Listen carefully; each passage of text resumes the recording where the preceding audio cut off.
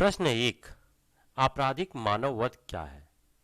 उत्तर है भारतीय दंड संहिता की धारा 299 के अनुसार जो कोई मृत्यु कारित करने के आशय से या ऐसी शारीरिक क्षति कारित करने के आशय से जिससे मृत्यु कारित होना संभाव्य हो या यह ज्ञान रखते हुए कि यह संभाव्य है कि उस कार्य से मृत्यु कारित कर दे कोई कार्य करके मृत्यु कारित कर देता है, वह आपराधिक मानव वध का अपराध करता है।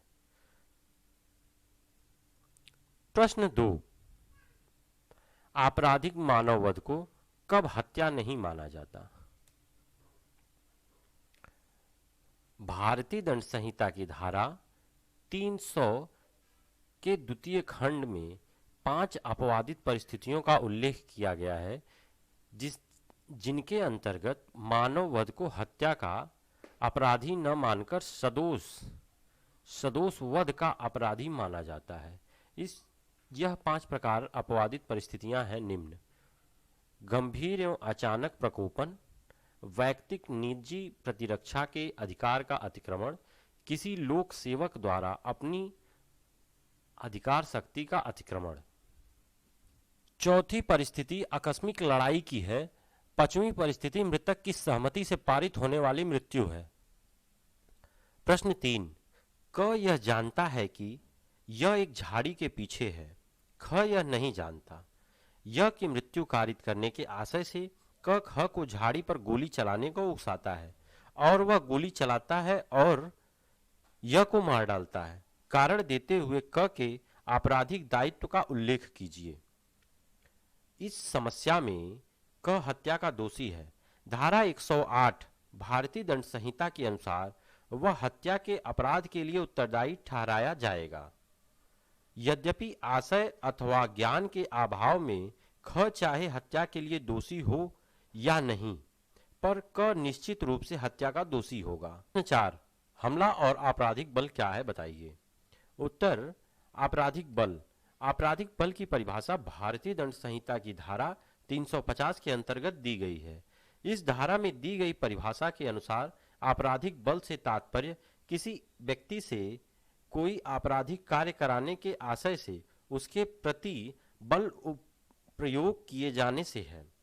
बल उस स्थिति में आपराधिक हो जाता है जब इसका प्रयोग करके किसी व्यक्ति को कोई अपराध करने हेतु विवश किया जा रहा है या उससे उस व्यक्ति को भय या खींच होने की संभावना हो।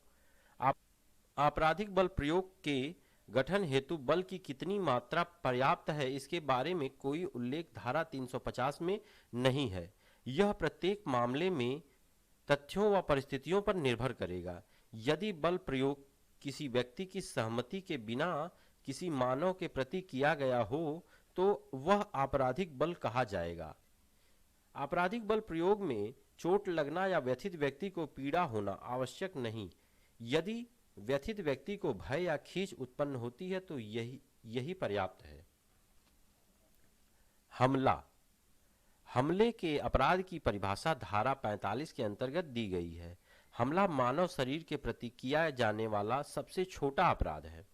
धारा 350 के अंतर्गत आपराधिक बल की तैयारी मात्र से हमले के अपराध का गठन होता है, परंतु यह आवश्यक है कि इस प्रकार की तैयारी किसी व्यक्ति के विरुद्ध बल प्रयोग की तैयारी होनी चाहिए तथा इस तैयारी से किसी उपस्थित व्यक्ति को यह आशंका उत्पन्न हो जाएगी जो ऐसी तैयारी करता है वह उस व्यक्ति पर आपराधिक बल प्रयोग करने वाला है।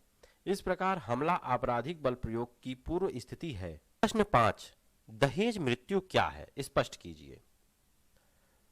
दहेज मृत्यु भारतीय दंड संहिता 1860 की धारा 304 ख में दहेज मृत्यु को परिभाषित किया गया है। यह धारा भारतीय दंड संहिता में सन 1986 में संशोधन द्वारा जोड़ी गई। धारा 304 ख के अनुसार जहां किसी स्त्री की मृत्यु किसी दाह या शारीरिक क्षति द्वारा कारित की जाती है या उसके विवाह के 7 वर्ष के भीतर सामान्य परिस्थितियों के अलावा हो जाती है और उसकी मृत्यु के पूर्व उसके पति ने या उसके पति के किसी नातेदार ने दहेज की किसी मांग के लिए या उसके संबंध में उसके साथ क्रूरता की थी या उसे तंग किया था, वहां ऐसे मृत्यु को दहेज मृत्यु कहा जाएगा। आवश्यक तत्व धारा 304 ख के अंतर्गत दहेज प्रताड़ना या बहु जलाने हत्या के अपराध के आवश्यक तत्वों की विवेचना करते हुए सुप्रीम कोर्ट ने शांति बनाम हरियाणा राज्य AIR 1991 SC 1226 के मामले में निश्चित किया कि इस अपराध के लिए निम्नलिखित आवश्यक तत्वों का होना आवश्यक है। पहला, महिला की मृत्यु अप्राकृतिक दशा में जलने के कारण या शारीरिक चोट के कारण हुई हो। दूसरा, ऐसे मृत्यु मृतका के विवाह के 7 वर्ष के अंदर हुई हो। तीसरा, मृतका को उसके पति या पति के रिश्तेदारों द्वारा प्रताड़ित किया गया हो। चौथा, ऐसी प्रताड़ना दहेज की मांग को लेकर की जा रही हो।